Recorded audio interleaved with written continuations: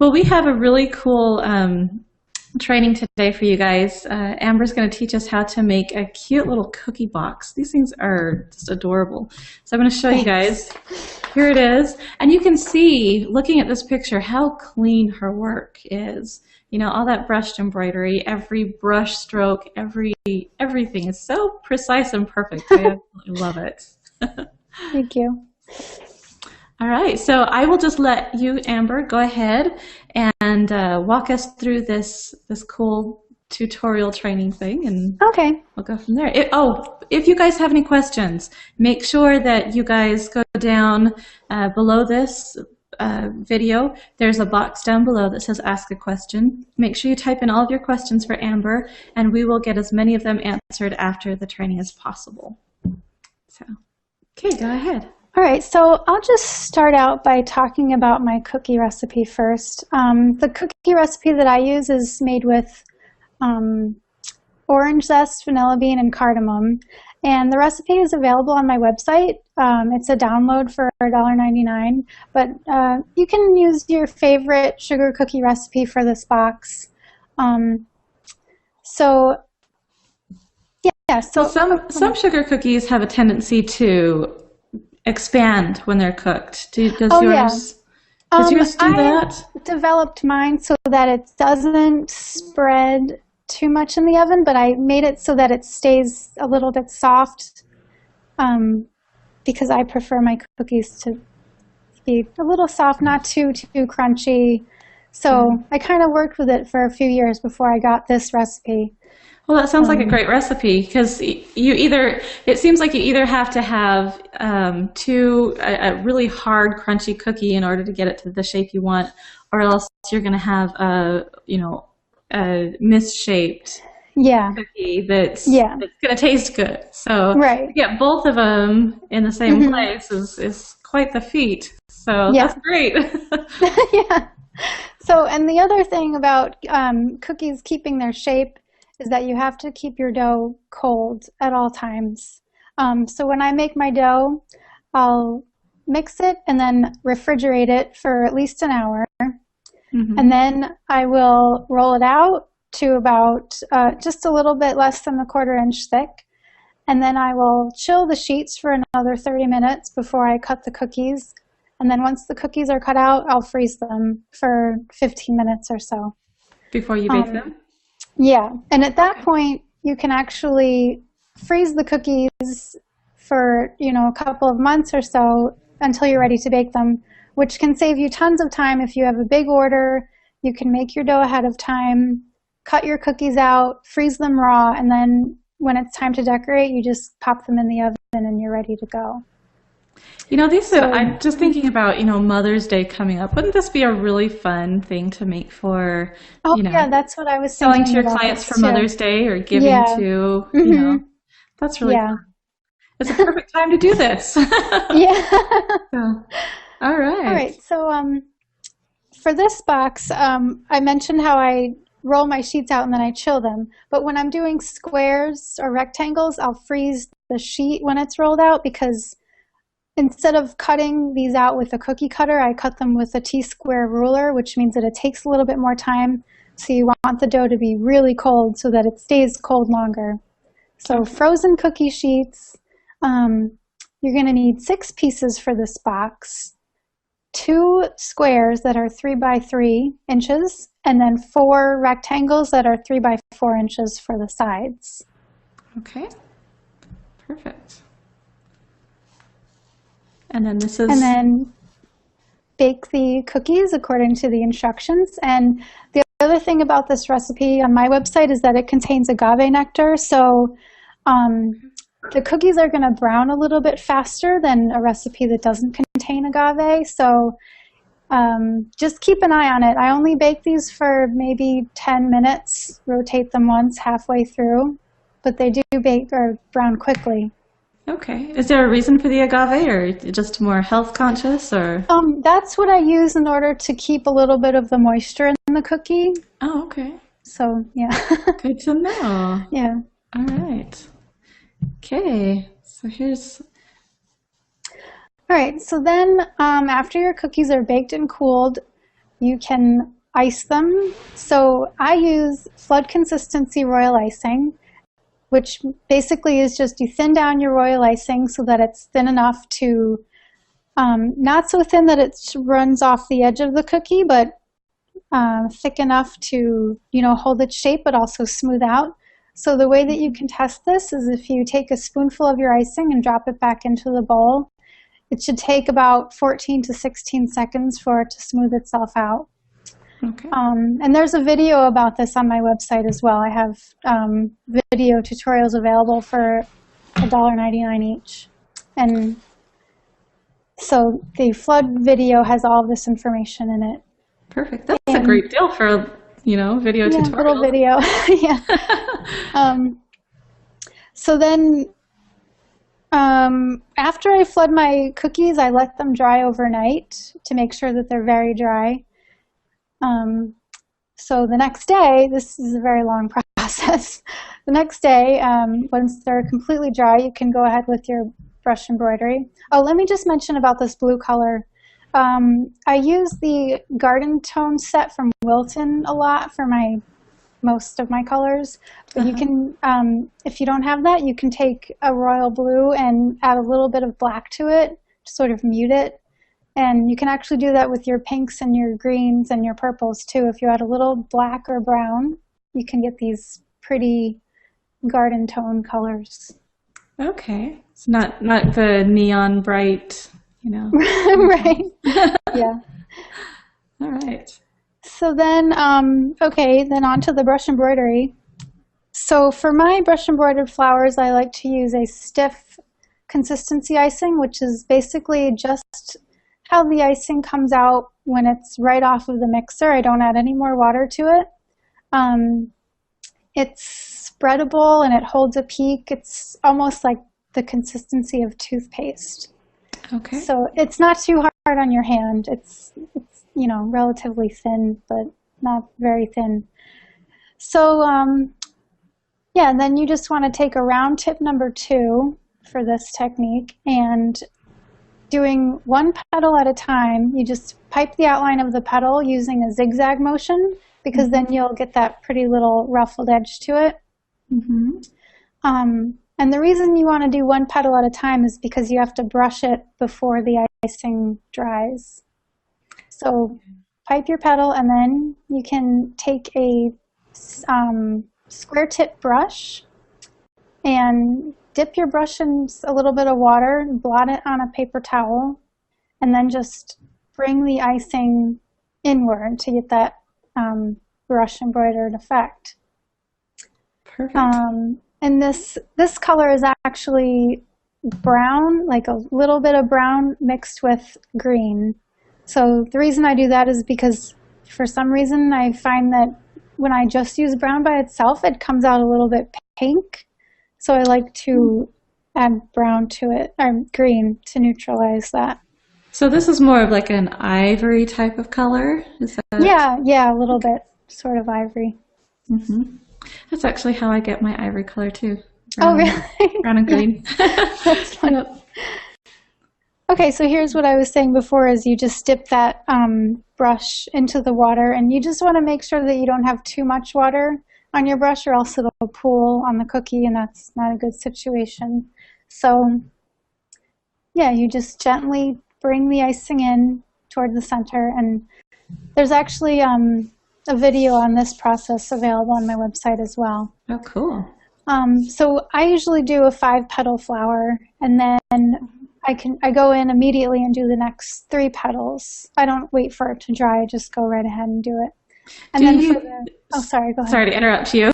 Do you use a template or anything like that, or do you just kind of... No, I do it freehand, but you can use a template. Actually, in the video, there is a demonstration of how you can use a template. Oh, cool. I just cut out a little flower shape on a piece of cardstock, and I place it over the icing and trace it with a scribe tool, which is just basically a needle tool with a plastic handle. And I use that tool for everything. So you can use that to trace it and sort of scratch the design into the icing and then pipe over it. Cool. Okay. And I love the center of this, how you did the little Oh swirl. yeah, so that's basically just a, piping two interlocking C shapes. So I love it's that. pretty simple. It makes a good effect too. Yeah. Okay. And then with the leaves, it's very similar, except that I don't use the ruffled or zigzag motion to pipe it. I just do like an outline and then take the brush and bring the icing in. And then you can add the leaf vein in the middle. And I also like to add some dots around the cookie just to, add a little bit of decoration in there and fill some space. I love that. It's really cool to see the difference between, I think in the next picture we have all of them lined up. Oh yeah. The difference between the petals and the leaves, it's not a really big difference, but it's different enough that you can see like the ruffly look of the petals and a little bit more smooth lines on the leaves. Yeah. Yep. And I love the little dots. Those are cute. Oh, thanks. All right. So here you have them all lined up. These are the 6 pieces that you'll need for the box. For the bottom, I just left it plain because you're not going to see it. But I iced it just to give a little bit more weight on the bottom. Oh, smart. Yeah. So those are your pieces. And then after you do your flowers, you should let your icing dry for about 4 to 6 hours after that, because you're going to have to lay some of your pieces upside down while you're building your box. So you just want to make sure that those are very dry so that they're not getting squished when you're handling them.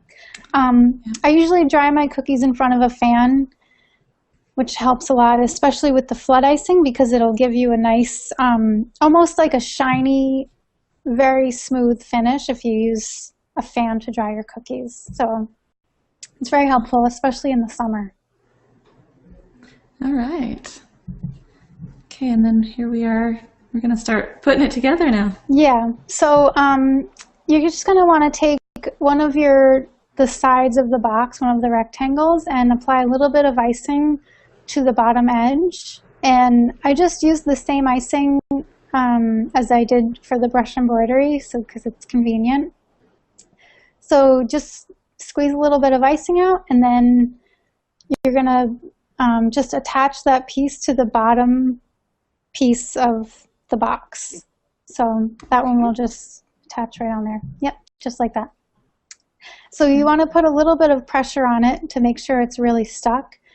And then at this point you can either take something to prop it up, or keep your hand there and with your other hand just use keep one hand here and the other hand you use for the next step.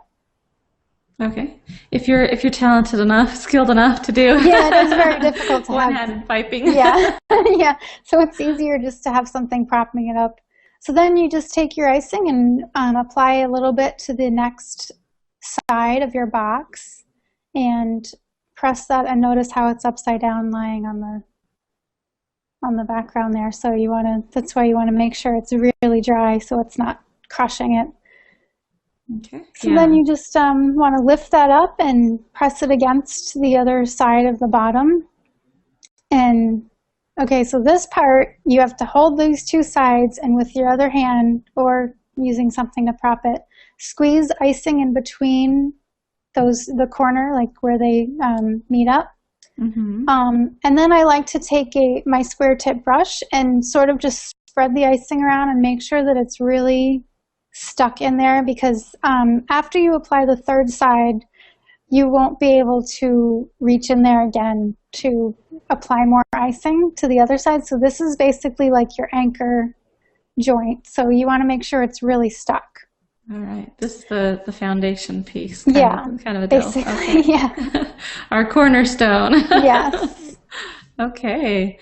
So just make sure that's nice and glued together. Right. Yeah. Okay. All right. So then for the third side, you want to put icing on the bottom and then like the side edge of that, and then just flip it up and hold it on there. And then just hold on to them for about 30 seconds so that you can make sure that they're really stuck together, and put some pressure on it. Not too much pressure because you don't want anything to break, but just hold it and make sure it's really stuck. And then once you have your third side on, it'll basically stand up on its own. So you can sort of just relax a little bit and use both hands for the next step. So then just for the last side, just put icing on 3 edges of the cookie and lift it up and just squeeze it on there and hold it for 30 seconds to make sure it's really stuck on there. Okay. So then once all 4 sides are on the box, you should let it dry for about an hour to make sure that it's really going to hold together before you start handling it again. So that's what it looks like when you've got all your pieces together. Look at how cute that is. And, you know, this is where a good recipe comes in play. Because if you don't have them the exact size, if you don't have them, you know, the exact thickness and everything, they're not going to line up as well as you right here. So yeah. Okay. All right. So once it's had some time to dry, you just want to apply some icing to the outside of each corner, just for a little bit more stability. And this is the same icing as I use for the brush embroidery again, because it's just on hand. So, and then you don't have to wait for this to dry. You can just move on to the next step, which is adding a border to each corner. So here I'm using stiff consistency icing again, just in white this time instead of that beige color. And this is a tip 5, which is, I usually work with small tips like 1s and 2s and 3s, but for this one I just wanted the border to cover the any like gaps that were there, or just, you know, messy icing that was showing. So I just wanted a nice large border. And there's actually a video available in my shop for piping a bead border. It's relatively simple. So this is just a nice little addition to, you know, cover up any imperfections. Bead border is something I use a lot. Yeah, bead borders are nice, they're fast, they're pretty. They're perfect. Yep. So then now the box is pretty much ready. You should let your border dry for a little bit too before you know, handle it too much. But at this point, the box is pretty sturdy. So you can fill it with whatever you want. I filled mine with some mini cookies and some roses, little royal icing roses I had in there. Oh yeah, there. And look how adorable. So, I love it. Wouldn't that, seriously, that would make the perfect Mother's Day present. I know I would like getting a little box of cookies made out of a cookie. That would be so fun. I love it. And look at those flowers. Did you hand paint those flowers on the royal I did, yeah. That is with really a little bit pretty. of just some pearl dust mixed with alcohol, and then I made a little paint and just painted those on there. That is so pretty. I love that. And then are those little drop flowers out of royal icing? They're actually, I did them with a flower nail and a rose petal tip. A little mini. They're tiny, yeah. Like a 101 kind of a thing? That one, actually, it was a tip 59S, which is like teeny tiny, and it's got a little curve to it. It's very small, but awesome. Yeah. All right. Perfect. All right. So, and there's one more shot of it right there. Oh, yeah. On it. So cute. I love it. And I love those colors. Oh, they're so cute. I always use those colors. I can't seem to move away from them. You know what? I have my colors too. Yeah. But I have to. Yeah.